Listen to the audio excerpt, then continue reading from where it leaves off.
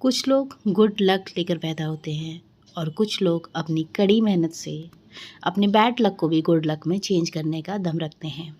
ऐसा ही कुछ व्यक्तित्व है प्रियंका चोपड़ा का। हेलो फ्रेंड्स, स्वागत है आपका ज़रूरी बातें @खबरें। आज हम युवाओं को प्रेरित करने के लिए जिस व्यक्तित्व के बारे में बात करने जा रहे हैं उनका नाम है प्रियंका चोपड़ा। उनका जन्म जमशेदपुर में हुआ था, लेकिन वो बरेली को ही अपना असली घर मानती थी। उन्हें बचपन से ही सफाई काफ़ी पसंद थी। इनफैक्ट जब वो छोटी थी तब वे कहा करती थी कि वो झाड़ू पोछा वाली करने वाली बनना चाहती हैं। खैर बचपन में लेकिन प्रियंका चोपड़ा बचपन से ही पढ़ाई में बहुत तेज़ रही थी। उन्हें उनके चेहरे के लिए, रंग के लिए काफ़ी कुछ ताने सुनने को मिलते थे। छोटे क्लास से ही उन्हें काली कलूठी तक कहकर बुलाया गया था।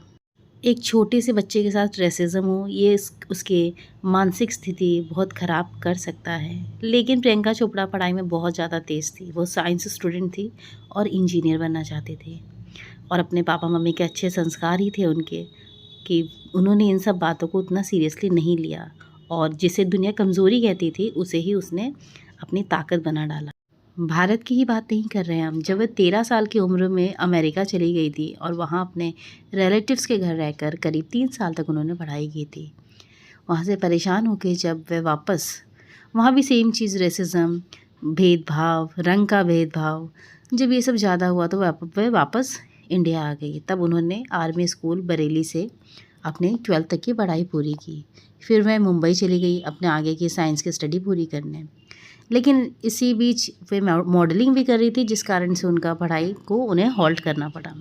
उनके पापा तो चाहते थे कि वे हायर स्टडीज़ के लिए ऑस्ट्रेलिया जाए, लेकिन उसी दौरान उनकी माँ ने उनकी फ़ोटो मिस इंडिया कॉन्टेस्ट के लिए भेजी और प्रियंका का सिलेक्शन हो गया।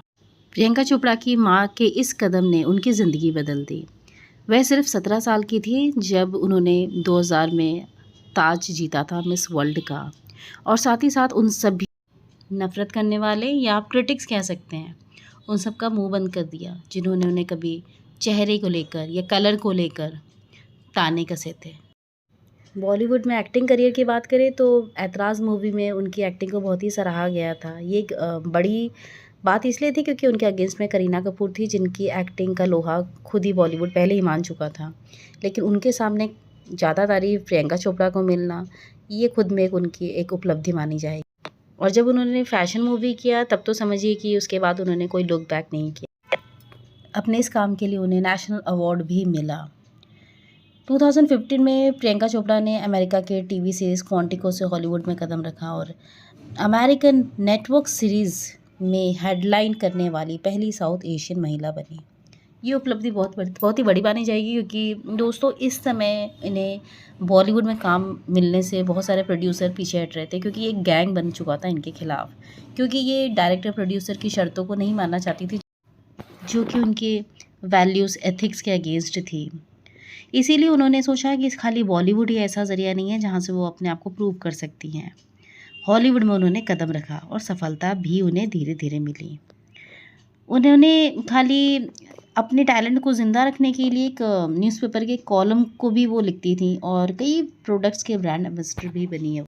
पढ़ाई, खूबसूरती, एक्टिंग में तो वो अपना लोहा मनवा चुकी थी, लेकिन अब उन्होंने सिंगिंग में भी अपना लोहा मनवा लिया। उन्होंने इन माय सिटी और एक्सोटिक एल्बम निकाला जो वर्ल्ड लेवल पे था और ये पूरी तरह से पूरी दुनिया में छा गया और वो यूनिवर्सल आइकॉन बन गई। सोशल वर्क में भी वे कभी पीछे नहीं हटी। उनके नाम तो एक ऑर्गेनाइजेशन भी है जो कि Priyanka Chopra foundation for health and education है। यह संस्था गरीब, ज़रूरतमंद बच्चों की पढ़ाई और इलाज में भी सहायता करता है।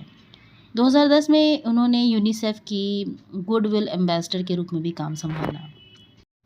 उनकी पर्सनल लाइफ के बारे में बात की जाए तो वे अपने पिता के काफ़ी करीब थी। उन्होंने अपने हाथ पर डैडी लिटिल गर्ल भी लिखवा रखा था।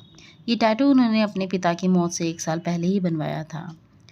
जब उनके पिता की मौत हुई तब थोड़े दिन बाद ही उनके लाइफ में निक जॉनस आए, जो कि उनसे 10 साल छोटे थे, जो कि बाद में उनसे उनकी शादी हो गई।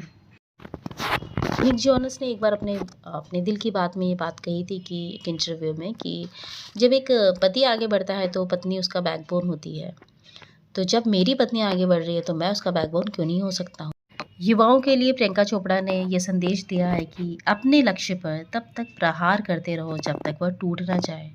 यदि आप खुद पर और अपनी प्रतिभा पर विश्वास करते हो तो कोई भी परिवर्तन आपके लिए आसान बन जाता है। दोस्तों, वीडियो और इन्फॉर्मेशन पसंद आई हो तो चैनल को सब्सक्राइब, कमेंट, लाइक, शेयर ज़रूर करें।